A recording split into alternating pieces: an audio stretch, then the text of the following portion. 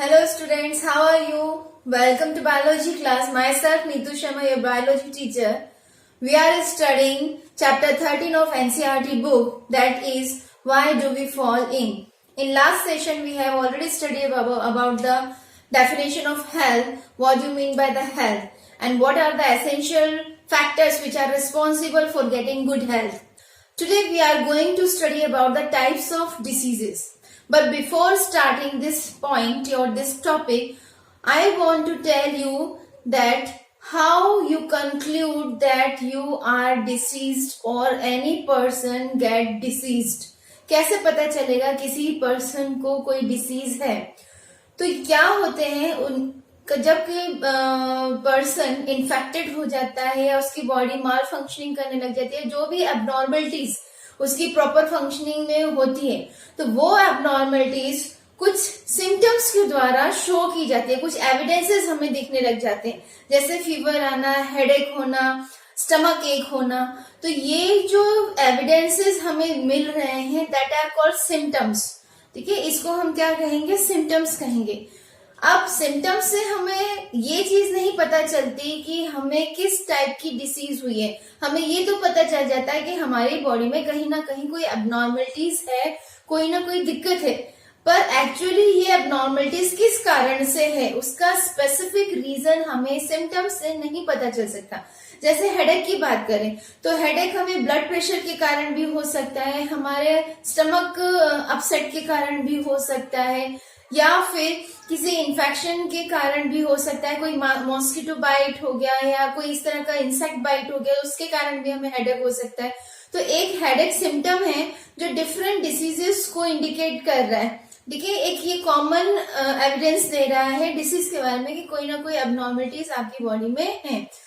पर कैसे पता चलेगा किसके कारण हो रहा है? तो इसके लिए वर्ड यूज होता है साइन. साइन जो है मेडिकल एक्सपर्ट यूज करते हैं to identify the real reason of disease. ठीक है, इसके लिए वो कुछ टेस्ट या कुछ इस तरह के इंडिकेशंस होते हैं वो बताते हैं, और अगर वो इंडिकेशन सही पाए जाते हैं, ठीक है, या फिर टेस्ट के अकॉर्डिंग उनके रिजल्ट्स आते हैं, तो फिर वो एक कंक्लूजन पे पहुंचते हैं कि ये जो सिम्टम्स है ये पर्टिकुलर डिसीज के हैं. तो इस तरह पर्टिकुलर टेस्ट करवा के या इस तरह से इंडिकेशन करवा के जब हम किसी बीमारी के बारे में पता करते हैं तो उसे हम साइन कहते हैं. Okay, now we are starting types of diseases. Commonly types of diseases को 2 कैटेगरीज में डिवाइड कर दिया गया है. Broadly divided into 2 category, congenital and another one is acquired. These diseases are congenital diseases and acquired diseases. Congenital diseases are those diseases which appear since birth. Birth के time से ही जब कोई disease किसी individual में पाई जाती है तो उस टाइप की डिसीजेस को कॉन्जेनिटल डिसीजेस कहते हैं. जैसे कि जेनेटिक डिसऑर्डर के कारण होने वाली डिसीजेस कॉन्जेनिटल डिसीजेस कहलाएंगी, जो पेरेंट से उनके यंग वंस में ट्रांसफर हो जाती है और बाय बर्थ प्रेजेंट होती है. या फिर जब फीटस का डेवलपमेंट होता है तो प्रॉपर ऑर्गन या प्रॉपर सिस्टम डेवलप ना होने के कारण जब कोई माल फंक्शनिंग या एबनॉर्मलिटीज बॉडी में आ जाती है तो इस तरह की डिसीजेस को भी कॉन्जेनिटल डिसीज कहा जाता है. एक्वायर्ड डिसीज की बात करें तो acquired diseases after birth develop होती है ड्यू टू इन्फेक्शन और सम माल फंक्शनिंग और डेफिशिएंसी. तो आफ्टर बर्थ जो भी डिसीज बॉडी डेवलप करती है that are termed as acquired diseases. Acquired disease is further classified into 2 categories, that is infectious disease and non-infectious disease. Infectious disease and another one is non-infectious disease.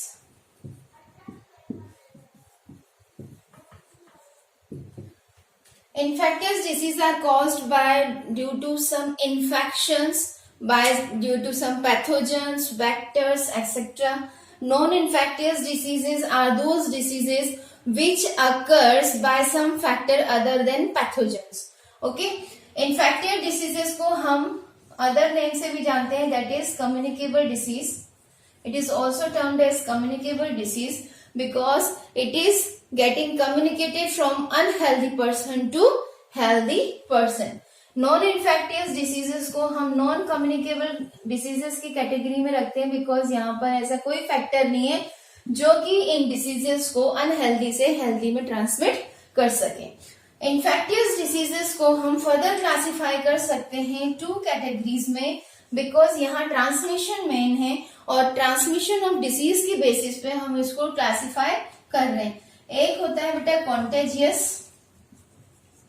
And another one is non contagious. Okay, contagious and non-contagious.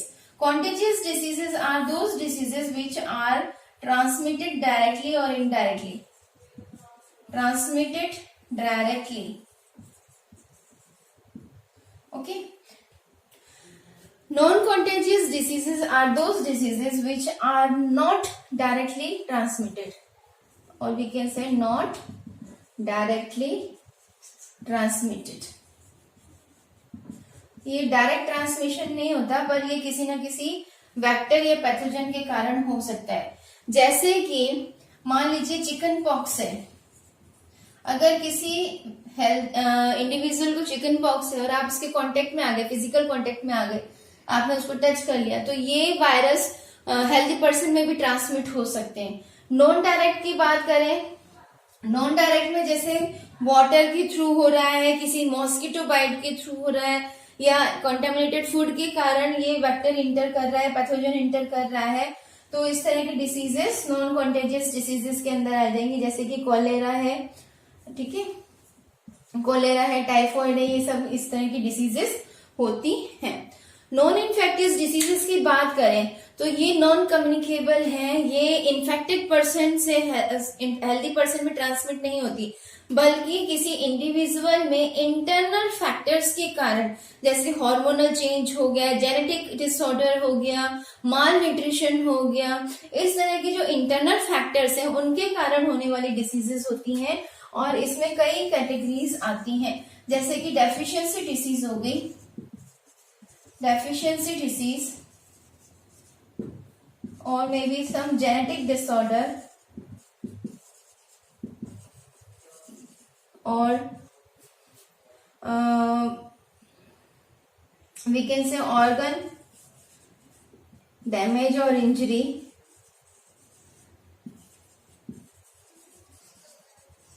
organ damage or injury, or due to some metabolic disorder, metabolic disorder. Okay, these all types of diseases come under the category of non-infectious diseases. Deficiency disease की बात करें, जैसे हम nutritive diet नहीं ले रहे हैं तो किसी ना किसी न्यूट्रिएंट की कमी के कारण ये डेफिशिएंसी डिसीज हो जाती है. Let's we start with first type of difference between congenital and acquired disease. Very simple difference between them. One, congenital occurs by birth in an individual. The disease that occurs by birth in an individual are termed as congenital disease. Acquired disease, they are developed after birth. They are developed after birth. Okay, congenital may be due to genetic disorder,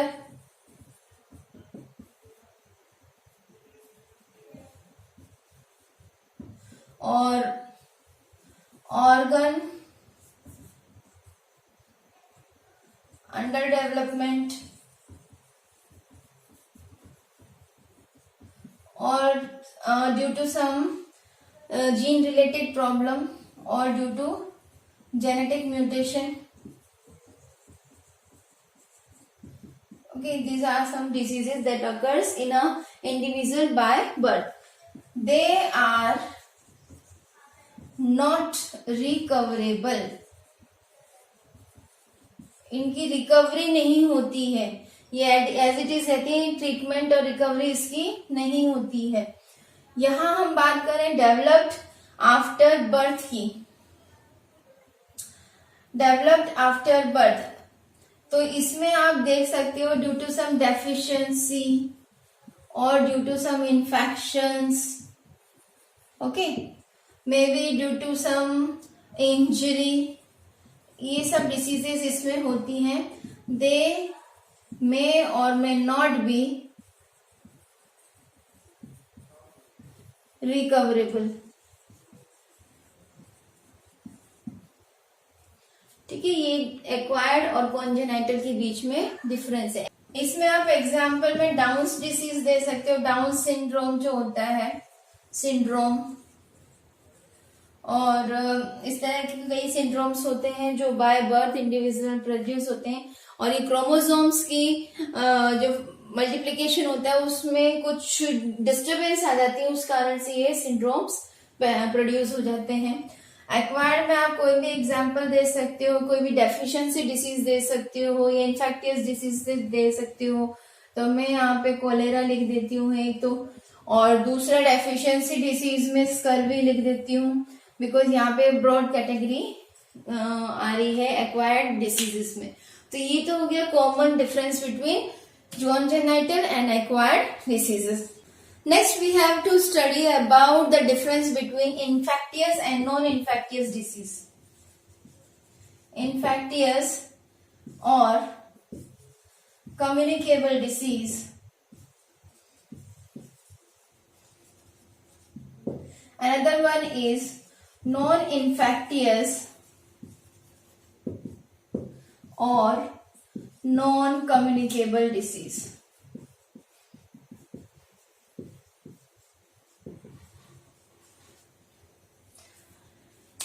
Okay, first difference, infection is caused by pathogens. Okay, this is the first difference, it is caused by pathogens. Pathogens क्या होते हैं बेटा? Pathogens micro organisms भी हो सकते हैं, worms भी हो सकते हैं और फोमाइट भी हो सकते हैं।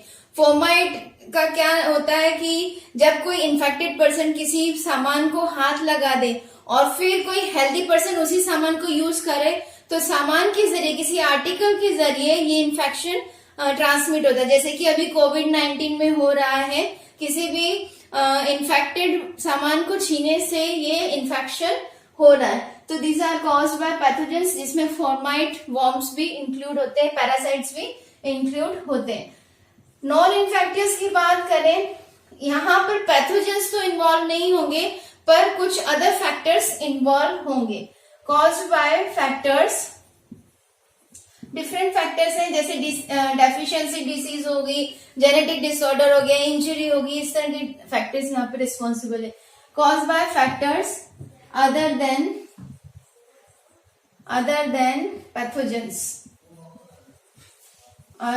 pathogens, सेकेंड, इन्फेक्टियस और कम्युनिकेबल मतलब ट्रांसमिट होना। तो इसका मतलब है इट इज ट्रांसमिटेड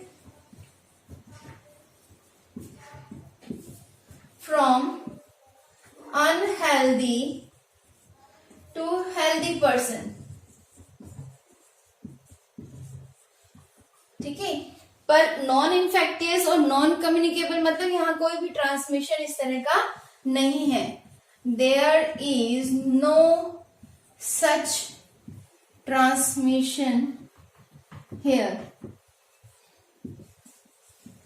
ओके, यहाँ पे कोई ट्रांसमिशन अगर नहीं होता है। नेक्स्ट, अगर हम टर्म करें तो इन्फेक्टियस डिसीजेस बेटा एक्सटर्नल फैक्टर्स से हो रहा है, बाहर से कोई पैथोजन आ रहा है जो बॉडी को इन्फेक्ट कर रहा है। तो ये किससे कॉज हो रहे हैं? कॉज्ड ड्यू टू एक्सट्रिंसिक, जो मैंने आपको पिछले सेशन में बताया था, पिछली क्लास में बताया था, एक्सट्रिंसिक और एक्सटर्नल फैक्टर्स, जिसमें कम्युनिटी हाइजीन वगैरह सब हमने पढ़ा था। फिर इसकी बात करें तो ये हमारी बॉडी में ही हो रहा है। हो सकता है इंजरी हमारी बॉडी की किसी सेल में, टिश्यू में आ गई हो, या फिर खाना हम खा रहे हैं तो वो हमारी बॉडी में डेफिशिएंसी क्रिएट कर रहा हो, हार्मोन भी हमारी बॉडी के अंदर ही है। तो ये जितने भी डिसीजेस हैं ये किससे कॉज हो रहे हैं? कॉज्ड बाय इंट्रिंसिक और इंटरनल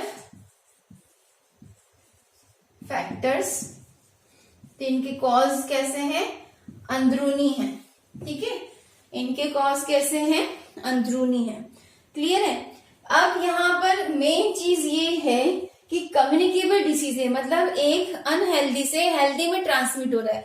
तो अगर हम आसपास साफ सफाई रखें, किसी को भी इन्फेक्टेड ना होने दे, तो हो सकता है हम इस तरह की डिसीजेस से बच सकें। तो यहाँ पर community hygiene main role play करती है। Community hygiene can reduces the risk of infectious diseases। ये सारी डेफिनेशन बेटा आपको अच्छे से लर्न करनी है, समझनी है, क्योंकि मोस्टली ये डिफरेंसेस पूछे जाते हैं। अब नॉन इन्फेक्टियस डिसीजेस का बाहर एनवायरमेंट से कोई लेना देना नहीं है, हमारे इंटरनल फैक्टर्स से हो रही है, इसलिए यहाँ पे कम्युनिटी हाइजीन का मेजर रोल नहीं है। ठीक है, इनडायरेक्टली तो वर्क करेगा क्योंकि हम जो खाना पीना खा रहे हैं वो साफ सुथरा ही होना चाहिए, पर डायरेक्टली इसका रोल नहीं है। ठीक है, तो यहाँ पे आप लिख सकते हो community hygiene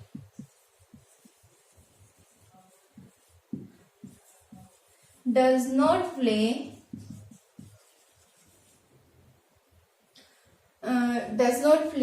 role in its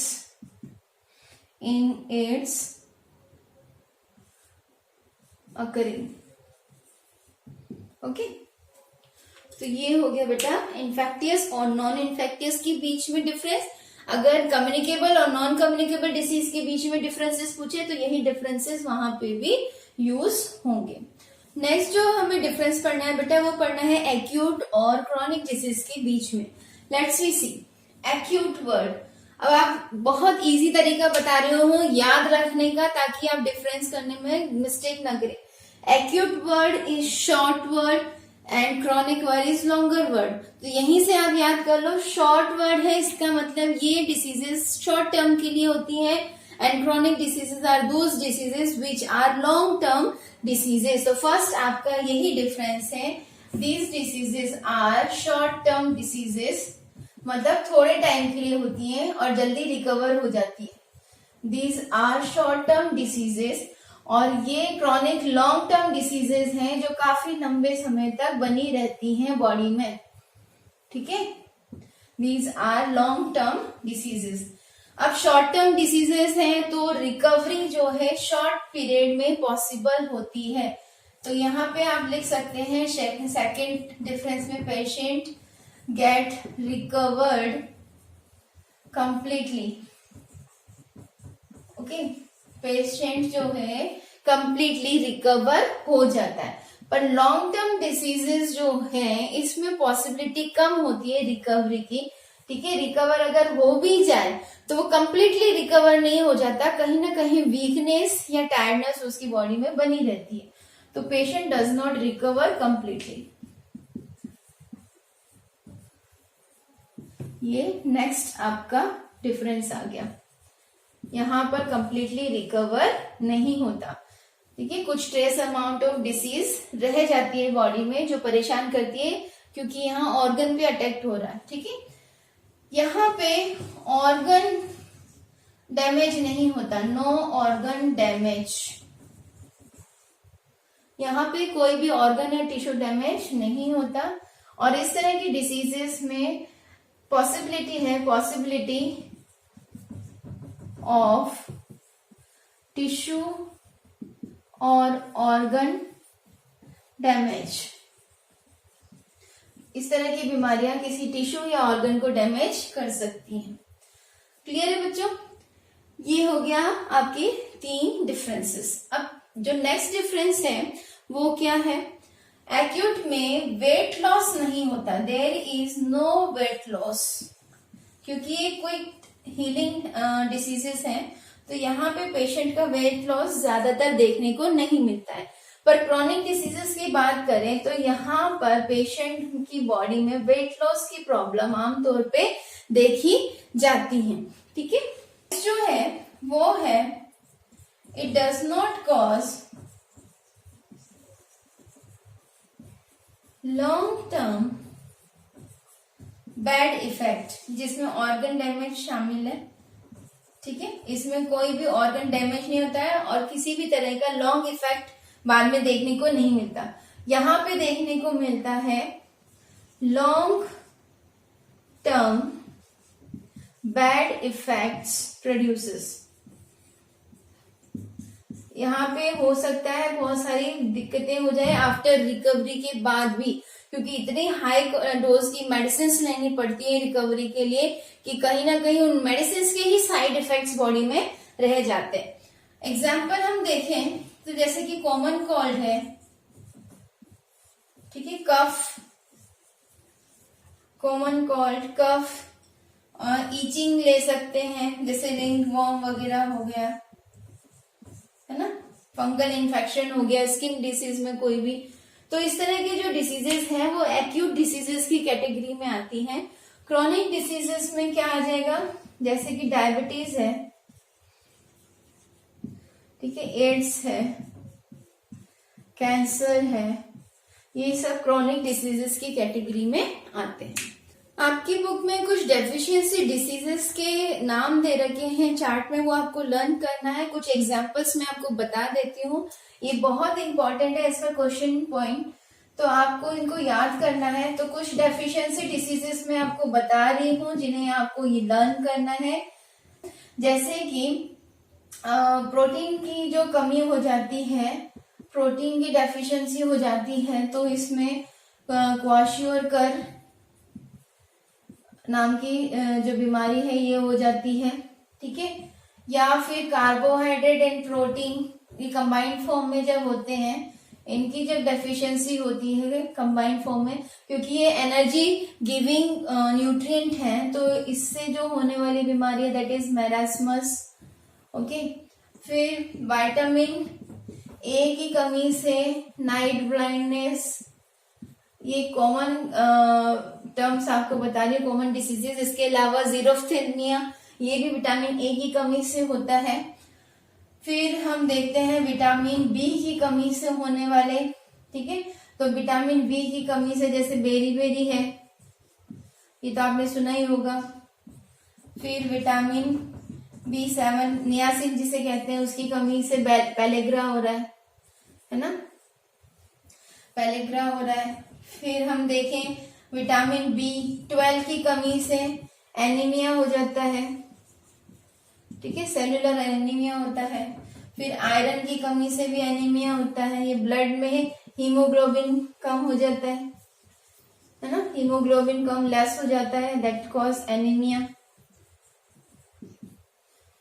फिर अगर हम देखें आयोडीन की कमी के कारण, आयोडीन की कमी के कारण गोइटर हो रहा है।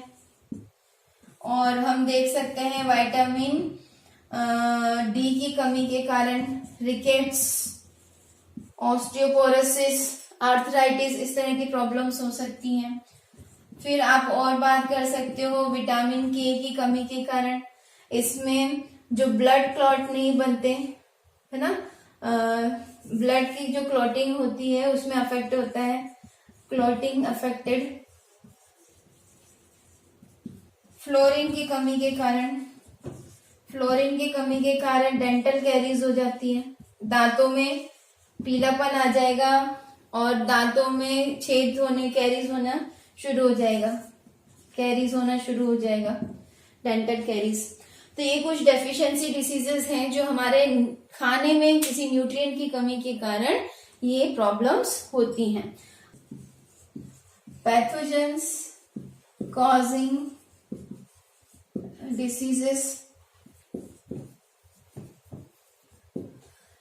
तो ब्रॉडली हमने 5 पैथोजेंस देखे थे, जिसमें सबसे ज्यादा जो अफेक्ट कर रहा था दैट इज वायरस। वायरस से बेटा बहुत सारी बीमारियां होती हैं, जैसे चिकन पॉक्स है ना, इसके अलावा मीजल्स है, फिर आप ले सकते हो कॉमन कोल्ड, स्वाइन फ्लू, इसके अलावा जो बहुत जानलेवा है दैट इज जापानीज एनसेफेलाइटिस, इसको हम ब्रेन फीवर भी कहते हैं, दिमागी बुखार। ठीक है, बहुत खतरनाक बीमारियां हैं वायरस से। अभी जो चल रही है दैट इज कोविड-19, आप डाल सकते हो यहाँ पर। तो ये सब कुछ कॉमन एग्जाम्पल्स हैं जो डिसीजेस के हैं और वायरस के थ्रू हो रहे हैं। नेक्स्ट जो बहुत दिक्कत प्रोड्यूस करता है वो है पैथोजन बैक्टीरिया। इससे भी बहुत ज्यादा दिक्कत वाली डिसीजेस होती हैं, जैसे कोलेरा है, टाइफॉइड है, टीबी है जिसे हम ट्यूबरकुलोसिस कहते हैं, टिटनस है। ठीक है, टिटनस है। तो इस तरह की बीमारियां हैं जो बैक्टीरिया कॉज कर रहा है। नेक्स्ट है बेटा फंगी। फंगी जो है ज्यादातर स्किन इन्फेक्शंस क्रिएट करता है, जैसे कि रिंग वर्म हो गया, है ना, एथलीट्स फुट हो गया। अगर हम कैटल्स में देखें तो फुट एंड माउथ डिसीजेस होते हैं, ये सब फंगी के कारण होते हैं। फिर हम देखते हैं प्रोटोजोआ के कारण, प्रोटोजोन के कारण इसमें आप मलेरिया है। ठीक है, मलेरिया का प्लाज्मोडियम होता है, मैं लिख देती हूँ साथ साथ ताकि आपको याद रहे। Malaria is caused by Plasmodium protozoa. ठीक है, इसके अलावा है काला अजहर, ये लिस्मानिया के कारण होता है, लेस्मानिया, ये भी एक प्रोटोजोआ है जो इस तरह की दिक्कत करता है। ठीक है, तो स्लीपिंग सिकनेस, ये भी प्रोटोजोआ के कारण होता है। मलेरिया जो स्प्रेड हो रहा है वो भी मॉस्किटो से हो रहा है, काला अजहर भी मॉस्किटो से ही ट्रांसमिट हो रहा है। वायरस में बेटा एक डेंगू और होता है जो मॉस्किटो से स्प्रेड होता है और डेंगू वायरस से कॉज होता है। ठीक है, इसके अलावा कुछ वॉर्म्स हैं, कीड़े, ये इंटेस्टिनल डिसऑर्डर क्रिएट करते हैं, इंटेस्टिनल अमीबिक डिसेंट्री। तो इसके अलावा जो टेप वर्म है, राउंड वर्म है, ये सब इंटेस्टिनल माल फंक्शनिंग करवा देते हैं। ठीक है, इंटेस्टाइन का काम डिस्टर्ब कर देते हैं। इसके अलावा एलिफेंटाइसिस है, इसमें जो पैर होता है बहुत ज्यादा फूल जाता है, मोटा हो जाता है, तो ये सब इसके कारण है। ठीक है, तो ये सब कुछ एग्जाम्पल है पैथोजन से होने वाले डिसीजेस के जिसे आपको पढ़ना है।